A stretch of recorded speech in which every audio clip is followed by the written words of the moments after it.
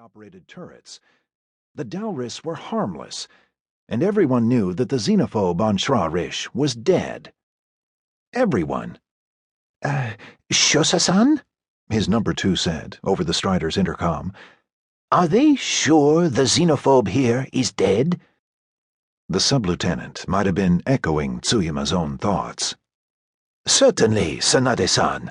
The creature is no more. Otherwise, it would have eaten us in the night, nay?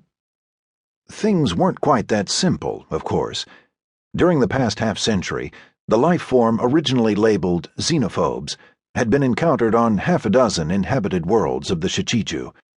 Their seemingly irrational attacks on human colonies, the mass murders of entire populations on planets like Herakles and Lung-Chi, were assumed to be the result of some xenophobic twist in their psychologies, hence their name.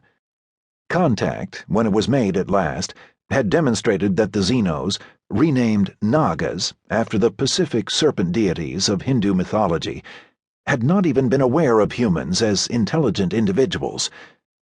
Indeed, their introspective and strangely inverted worldview had kept each world Naga from realizing that there was any intelligence, any life in its entire inside-out universe of rock and not rock, other than itself. The DalRiss also had an odd way of looking at things, though their worldview didn't seem so alien to Tsuyama as did that of the Naga. They at least possessed a technology of sorts, and cities, and starcraft, though they seemed to have developed that technology almost along entirely biological lines, breeding their machines, rather than manufacturing them. Shosa-san? Sanade sounded worried. What is it, Sanade-san? I think something is moving out there. Where? At 085 degrees, just outside the fence. Almost directly into the rising sun.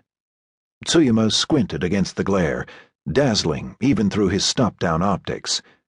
Briefly, he shifted to radar, then to LADAR ranging, and finally to infrared, heavily filtered.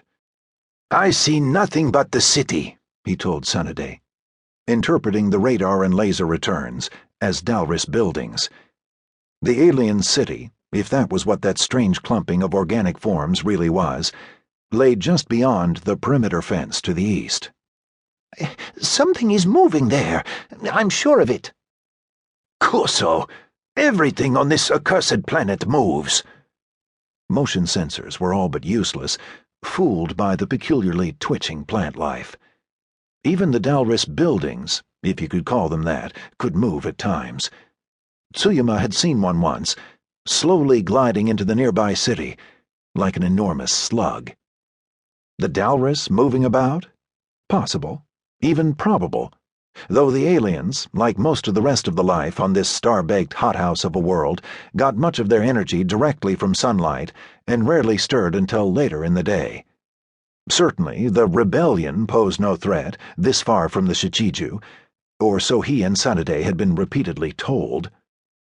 Still, Tsuyama was fully on his guard now. While the rebellion that was tearing the Terran hegemony apart was a long, long way from Shra-Rish, he'd still heard plenty of rumors brought in by the shipjackers aboard freighters and escorts that continually came and went between the Shichiju and the twin alien suns.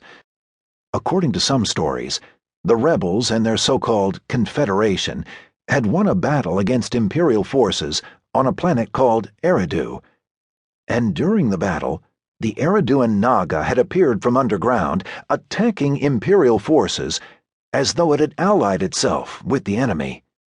Even stranger things were rumored to have happened in a space battle a few months ago in the Heraklean system. The cargo-jacker who'd whispered that story to Tsuyama had insisted that an Imperial Ryu-class carrier had been destroyed. Ridiculous, obviously. And yet, the rumors, as they so often seem to, were taking on a greater and greater life of their own. A rebel treaty with aliens? No one seriously believed that creatures as alien as the Naga or the DalRiss could understand the intricacies of human politics, or care enough about them to ally themselves with one side or the other. But here, in this